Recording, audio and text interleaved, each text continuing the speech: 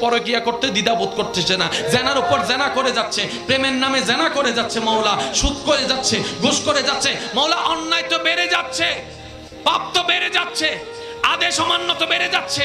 ও মাওলা, আগের যুগের বান্দাদেরকে, নবীর উম্মতদেরকে তুমি আযাব দিয়েছো, সাজা দিয়েছো, তাদেরকে দিচ্ছ না কেন? তাদেরকে দিচ্ছ না কেন?